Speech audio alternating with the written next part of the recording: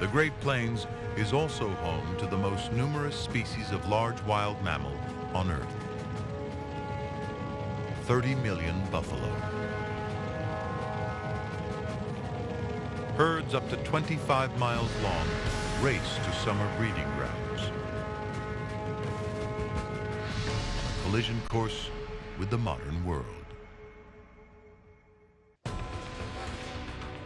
The railroad brings a new kind of hunter to the Great Plains. Driven by profit, fresh from the carnage of the Civil War.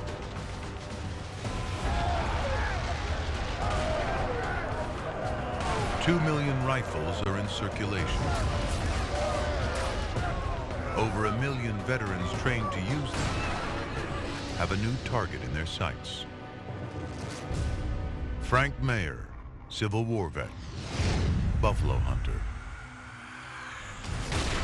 I had nothing to look forward to in civilization. I was crazy about guns. Mayer tracks 2,000-pound buffalo, easily capable of crushing a man. He picks them off from 200 yards. If you could kill them, what they brought was yours. They were walking gold pieces. Hunters harvest the buffalo for its hide. In 1872, they ship over 1 million out of Kansas alone, worth $3 a piece back east. On a good day, Mayer earns more than the president.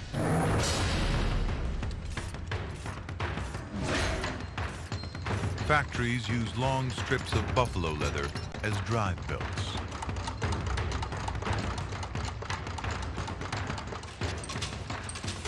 Small pieces become coats and shoes. To meet demand, hunters kill 8,000 buffalo a day for their hides alone. For Americans, this is progress because this is a natural resource. From the Indian perspective, they couldn't understand what the white people were doing. But of course, they knew that the decimation of those buffalo herds would change their lives forever. The Plains Indians depend on the buffalo and worship them. The buffalo were our strength, from whence we came, and at whose breast we suck as babies all our lives. Black elk is 6 years old when the railroad arrives. Unlike the white hunters, his people waste none of their kill. Sinews become bowstrings. Bones are cups and spoons. Skin is clothing, teepees, and coffins. Native Americans and buffalo have coexisted since the last ice age. Black elk's ancestors hunted them on foot. There were no horses to ride. The modern horse isn't native to North America. Spanish conquistadors brought them from Europe in 1493. Some escaped to the Great Plains, perfect horse habitat. 400 years later, over 1 million Mustangs run wild. Taming horses transforms the life of the Plains Indian. They become expert horsemen.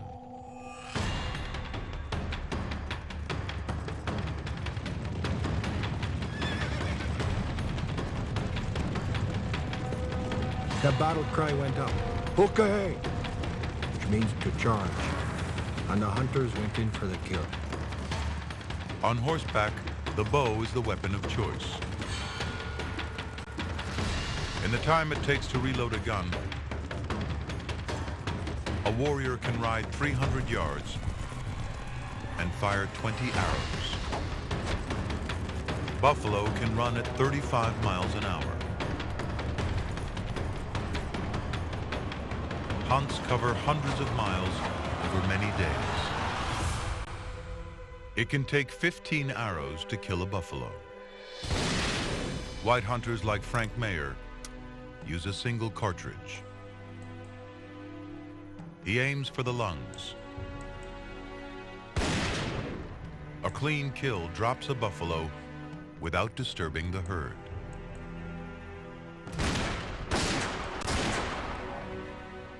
$30 million are killed in little over a decade.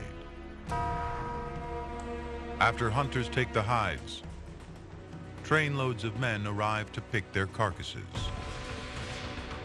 They make buttons from bones and grind down skeletons for fertilizer and porcelain.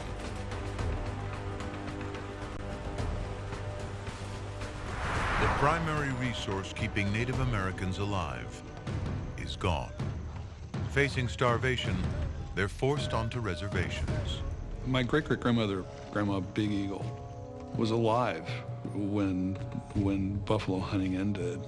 They weren't just saying goodbye to a kind of a foodstuff. They were saying goodbye to a way of being in the world. And I think for them to look back on that was just unspeakably sad.